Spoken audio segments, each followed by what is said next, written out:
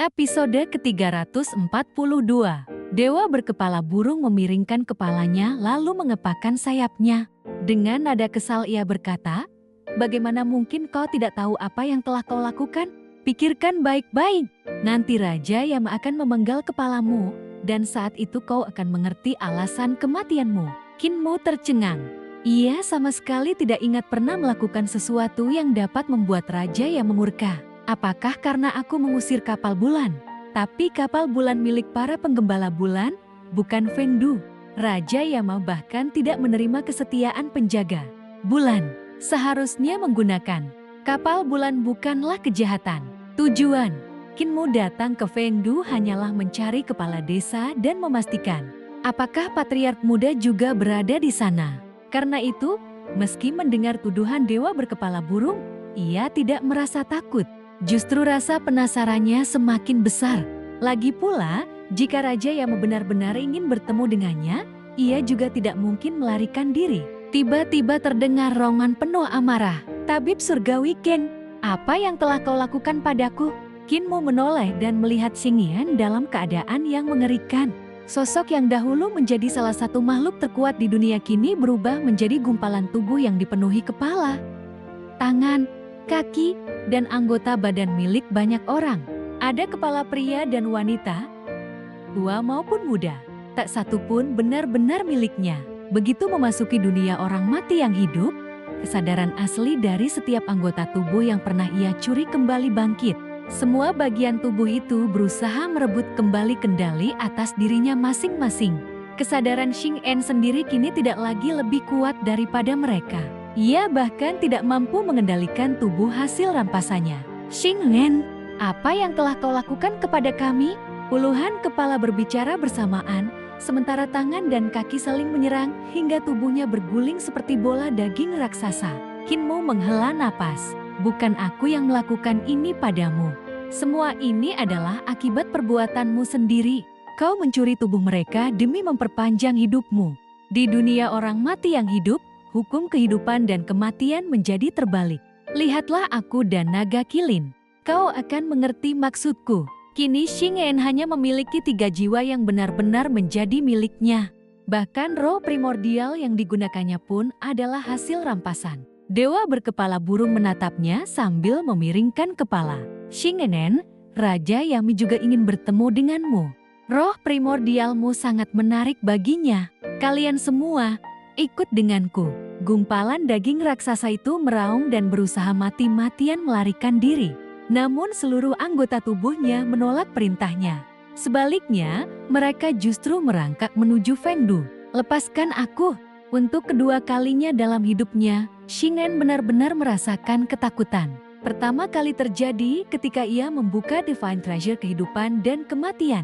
Saat itu, ia melihat akhir hidupnya sendiri dan mengetahui bahwa setelah usianya habis, Yodo akan menelan roh primordialnya ke dalam kegelapan abadi. Karena tidak mampu memperbaiki Divine Bridge Divine Treasure yang telah rusak, ia memilih jalan lain menuju keabadian. Ia mulai mencuri tubuh para ahli yang telah mencapai tingkat dewa, mengganti anggota tubuhnya yang menua dengan milik mereka. Ia menganggap dirinya akan menjadi dewa dengan caranya sendiri. Namun setiap bagian tubuh yang ia rampas berasal dari seseorang yang akhirnya kehilangan nyawa.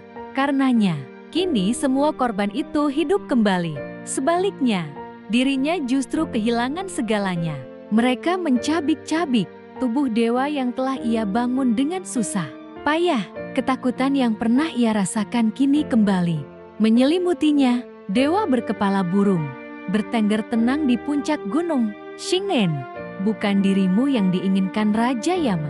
Yang ingin ia temui adalah penyintas dari langit surgawi yang bersembunyi di dalam tubuhmu." Hehehe. Suara menyeramkan terdengar dari dalam tubuh Xingyan. "Raja Yama, dia hanya penyintas dari zaman kuno. Yang kalian cari sebenarnya adalah aku." Roh primordial raksasa Dewa Dukun Kui tiba-tiba muncul dari tubuh Xingyan. Sosoknya menjulang ribuan meter, lebih besar daripada gunung. Matanya laksana 2 gunung berapi yang menyala di tengah kegelapan. Ia memandang rendah dewa berkepala burung. "Aku mengenalmu, Kaishu, burung hantu penjaga jiwa para tahanan pada era Kaisar Pendiri. Dewa yang bebas keluar masuk Yodo. Ia langsung menerjang. Namun Kaishiu tetap diam. Dukun Kui menyerang sekali lagi. Kaishiu bahkan hanya mengangkat kaki dan menggosok paruhnya. Seolah tidak menganggap lawannya layak diperhatikan. Hati Dukun Kui bergetar. Tanpa ragu ia berbalik dan melarikan diri secepat mungkin menuju luar Fengdu. Tubuh jasmaninya masih disegel di Gunung Yang, sehingga hanya roh primordialnya yang bergerak. Kecepatannya luar biasa, melintasi lautan kabut hanya dalam sekejap. Namun sesaat kemudian, Kaishiu mengepakkan sayapnya. Angin dahsyat menyapu langit. Kinmu mendongak dan melihat seekor burung berwajah manusia dengan bentangan sayap yang menutupi langit. Dalam sekejap, cakar raksasa itu menangkap roh primordial Dewa Dukun Kui. Detik berikutnya, Kaishiu sudah kembali ke puncak gunung. Ia menekan Dukun Kui ke tanah sambil merapikan bulunya dengan santai. Kinmu menggigil. Dengan kecepatan seperti itu, bahkan kripel pun mustahil bisa melarikan diri. Baru saat itulah ia memahami kemampuan Kaishiu. Ketika terbang, tubuhnya berubah menjadi roh primordial murni sehingga kecepatannya melampaui siapapun. Setelah menangkap mangsanya, ia kembali berubah menjadi tubuh jasmani. Tak heran Dukun Kui mengatakan Kaishiu mampu bebas keluar masuk Yodo. Dukun Kui terus meronta meski tubuhnya telah dibelenggu rantai. Namun sekuat apapun ia berusaha, semuanya sia-sia. Ia akhirnya tertawa dingin. Kaishiu, hidupku berada di tangan langit, bukan Raja Yama. Jadi bagaimana jika kau berhasil menangkapku? Kaishiu tidak menjawab. Ia mengepakkan sayap sekali lagi. Rantai tulang putih yang tersusun seperti ruas-ruas tulang belakang melayang ke udara. Mengikat tubuh Shingen, lalu berputar mengikat tangan Kinmu. Kinmu tersenyum masam. Aku tidak berniat kabur. Kenapa aku ikut dirantai? Diam.